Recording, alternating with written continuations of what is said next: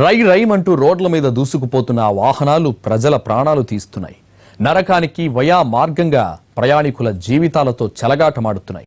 అధికారుల నిర్లక్ష్యంతో భూపాలపల్లి పరకాల హైవే మరణ మృదంగం మోగిస్తోంది. ప్రాణాలు తీస్తున్నాయి. 3 రోజుల్లోనే 3 చనిపోవడంతో ఆవేదన చెందినటువంటి స్థానికులు ఇసుక లారీల మీద దాడి చేశారు. వెంటనే ఇసుక లారీలను నియంత్రించకపోతే ఇటువైపు తిరగనిచ్చేది లేదంటూ హెచ్చరిస్తున్నా ప్రభుత్వం మాత్రం ఇసుక లారీలకు యథేచ్ఛగా స్వేచ్ఛనిచ్చింది. ఆ రోడ్డు యమపురికి రహదారి.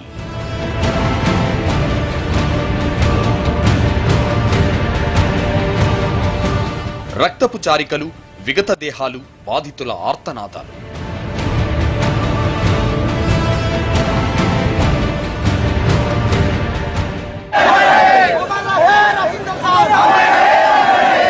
ఇలాంటి దృశ్యాలు ఇక్కడ కామన్. రోడ్డెక్కితే ఇంటికి చేరే గ్యారంటీ లేదు. ఎప్పుడు ఏ లారీ మీదికి దూసుకొస్తుందో అర్థం కాని పరిస్థితి.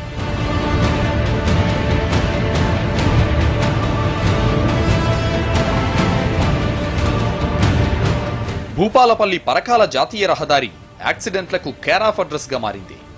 ఇసుక లారీలు సామాన్యుల పాలిట మృత్యుశకటాలుగా మారుతున్నాయి. అడ్డగోలుగా తిరిగే వేలాది లారీలు నిత్యం రక్తపాతాన్ని సృష్టిస్తున్నాయి. నిబంధనలకు విరుద్ధంగా ఎలాంటి నియంత్రణ లేకుండా వాహనాలు దూసుకుపోతున్నాయి. ఇవి సృష్టించే రక్తపాతం అంతా ఇంత కాదు.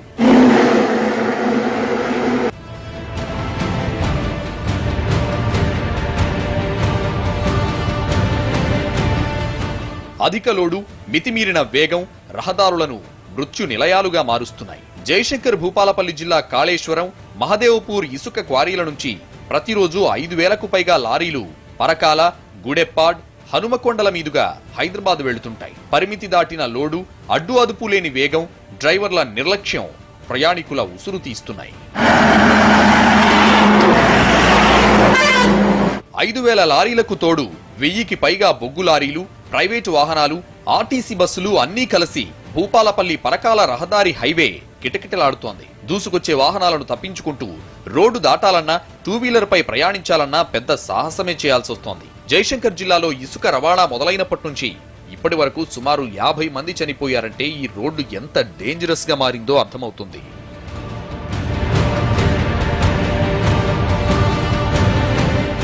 ఈ రోడ్డుపై ప్రయాణికుల ప్రాణాలకే గ్యారంటీ లేదంటే ఇక పశువుల గురించి చెప్పాల్సిన పనిలేదు. నిత్యం జరుగుతున్న ప్రమాదాల్లో వందల సంఖ్యలో పశువులు చనిపోతున్నాయి. కనీస జాగ్రత్తలు తీసుకోవాల్సిన పోలీసులు, ఆర్టీఏ, రెవెన్యూ అధికారులు నిర్లక్ష్యంగా వ్యవహరిస్తున్నారని స్థానికులు విమర్శిస్తున్నారు. లారీలు ఒక్కసారిగా స్పీడ్గా 4-5 రావడం వలన ఈ లారీ ఇంకో లారీ ఓవర్టేక్ చేసి ఉసుక లారీ మావాడు అన్ని నిబంధనలు పాటించుకుంటూ హెల్మెట్ పెట్టుకుంటా మళ్ళీ ఆల్రెడీ ఆయన ఇంకా ఏం ఆల్కహాల్ తీసుకోడు. ఆయన చిట్టాల గ్రామానికి వెళుతుంటే వెనకకెళ్ళి వచ్చి ఉసుక లారీ ఢీ కొడితే బాగా దూరం పడి ఉసుక లారీ వల్ల ఇప్పుడు ఓవర్ స్పీడ్ తోటే ఓవర్టేక్ తోటి గుద్ది ఇప్పుడు మా బావ చనిపోయిండు. ఈ మధ్య మితిమీరిన వేగంతో ఒక లారీ గొర్రెల మందపైకి దూసుకెళ్లడంతో 25 గొర్రెలు చనిపోయాయి. ఈ ఘటనతో గొర్రెల కాపరి లారీ డ్రైవర్ పై గొడ్డలితో దాడికి కూడా దిగాడు. ఇన్ని ప్రమాదాలు జరుగుతున్నా అధికారులు మామూళ్ల మత్తులో పడి వ్యవహరిస్తున్న తీరు స్పష్టంగా కనిపిస్తోంది.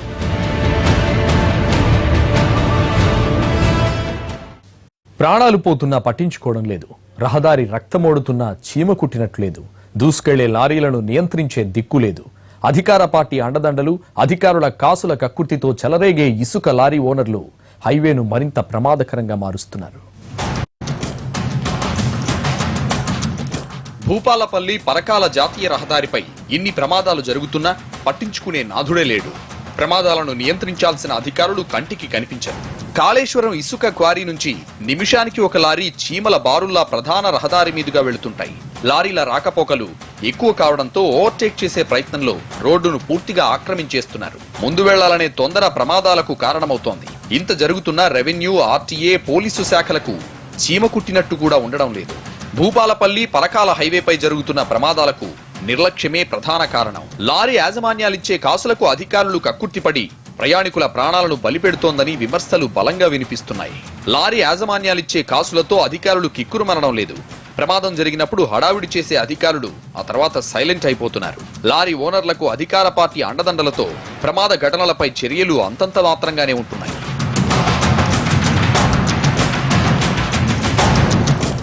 వాహనాలను ఇష్టారాజ్యంగా లోడ్ చేయడంతో కోట్ల రూపాయలతో వేసిన రోడ్లు దెబ్బతింటున్నాయి.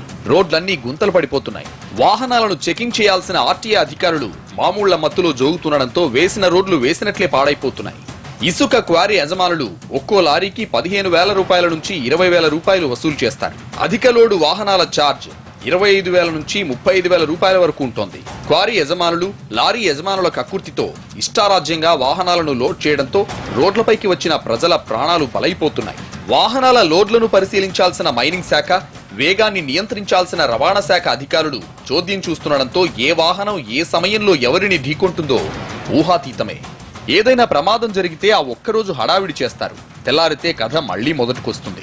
ఈ మొత్తం వ్యవహారంలోనూ అధికార పార్టీ అండదండలు లారీ ఓనర్లకు ఉండడం వల్లనే ఎలాంటి నియంత్రణ సాధ్యం కావటం లేదనే విమర్శలు ఎక్కువగా వినిపిస్తున్నాయి.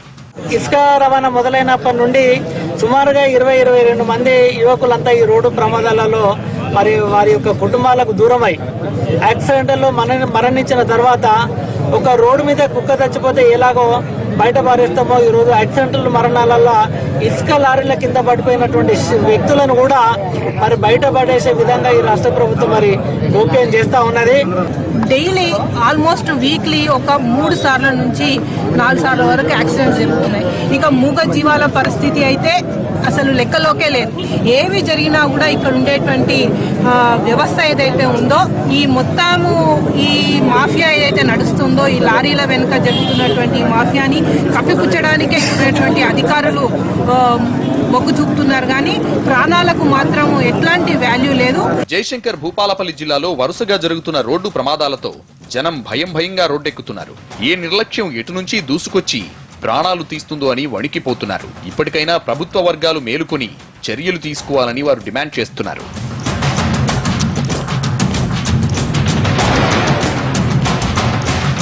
కాసుల మీద ఉన్న ప్రేమ ప్రాణాలపై లేకపోవడం ఈ ప్రమాదాలకు కారణమవుతున్నాయి.